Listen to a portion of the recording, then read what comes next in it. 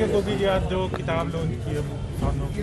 देखो, ये जो किताब है ये लॉन्च तो पहले ही राहुल जी ने की हुई है, और इसका असर मैंने ये देखा कि 8 तारीख को मैंने संध में मीटिंग की थी और ये किताब बांटी थी वहाँ।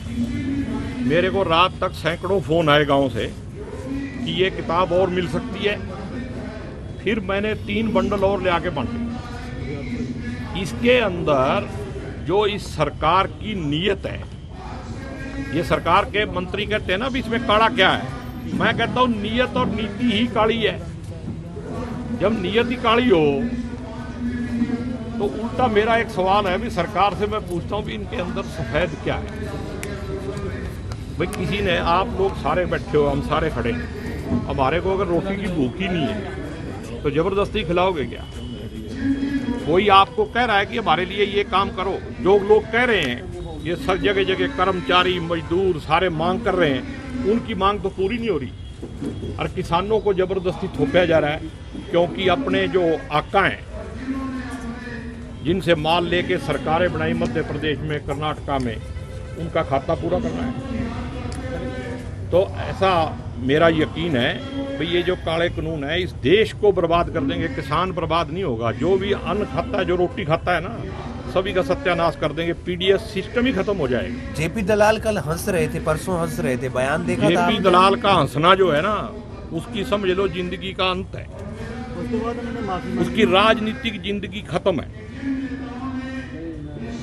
वो तो राजनीतिक तौर पे अपने पैरों पे कुल्हाड़ी मार ली जेपी दलाल ने।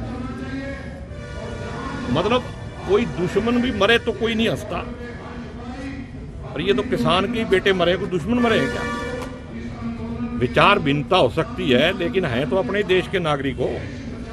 और जो काम जेपी साहब ने किया है वो तो जेपी साहब ही जवाब दे सकते हैं उसका भी, इतना नीचे कैसे गिर गए। ये आरएसएस की ट्रेनिंग है, उसको बीजेपी की ट्रेनिंग है, कौन सी चक्कर में उसने ये किया, इसका जवाब वही दे सकते हैं। अच्छा शेर जी, विधायक जो गाजियाबाद के उन्होंने भी किसानों को आतंकवादी बताया है, क्या कहना चाहेंगे उनके लिए? भैया मैं भी किसान हूँ, आपको आतंकवादी नजर आता हूँ क्या?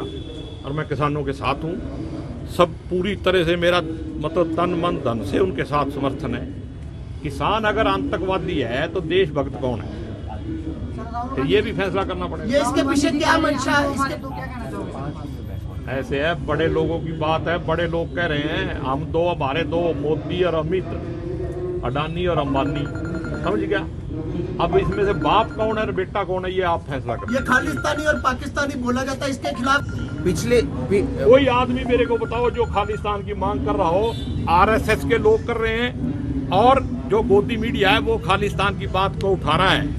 और ऐसे ही देश का जब सत्यानाश होना होता है तो ऐसे माड़े जयचंद जैसे आदमी देश में पैदा होते हैं। ये आरएसएस अंग्रेजों के टाइम में अंग्रेजों के साथ थी, देश के साथ नहीं थी, और आज भी देश को तोड़ने का काम कर रही है। पिछले दिनों गोगी जी एक डीआईजी अशोक कुमार के खिलाफ एफआईआर दर्ज हुई, उसके बाद उन्हें सस्पेंड कर दिया गया। अगर मेरे भाई के साथ या किसी आम नागरिक के भाई के साथ उनकी लड़ाई होती तो आपको लगता है कि एक पुलिस ऑफिसर के खिलाफ इस तरीके से कार्रवाई होती? मैंने पहले भी इस पे बयान दिया है, आपने पढ़ा होगा।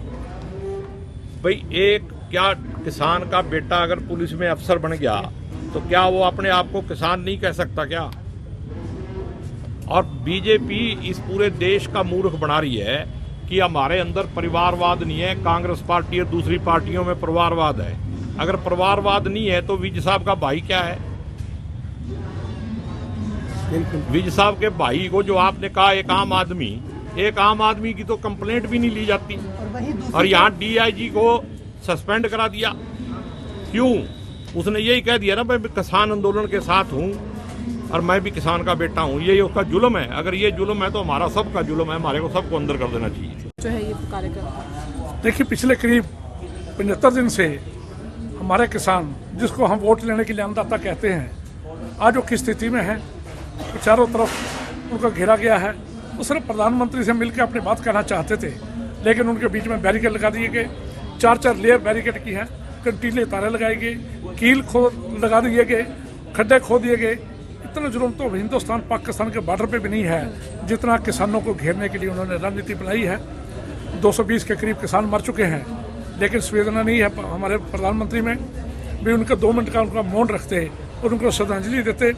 उसके अलावा हरियाणा में जेपी दलाल जो मंत्री हैं उन्होंने ऐसा कटाक्ष किया किसानों की मौत के ऊपर, जो बड़ा शर्मिंदा करता है। हमारे को दुख है, हम उस आज़ाद देश के वासी हैं जहाँ पर मंत्री ऐसा कटाक्ष करते हैं, हम उसकी निंदा करते हैं।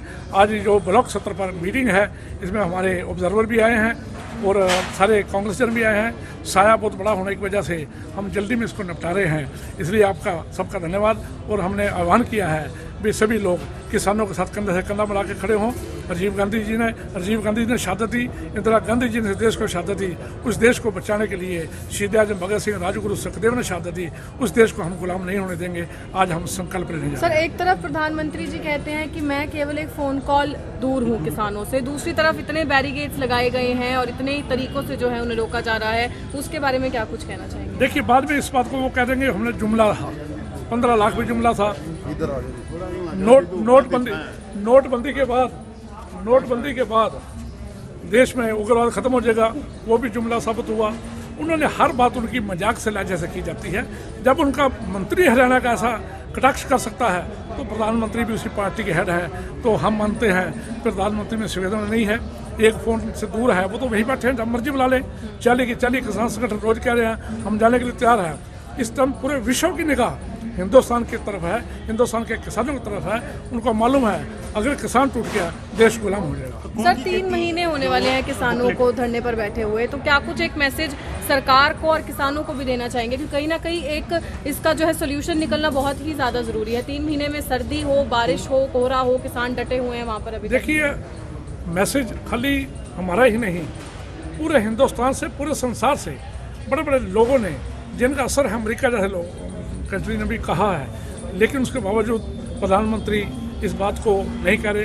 उन्होंने भाई भाई को लड़ाने की 26 जनवरी के मध्य से कोशिश की, लेकिन लोगों ने उनकी कोशिश को नाकाम कर दिया। हम उसकी निंदा करते हैं 26 जनवरी में जो हुआ, लेकिन क्योंकि हमारा देश बचा रहे, हमारा देश टूटे ना, हम किसानों के साथ हैं।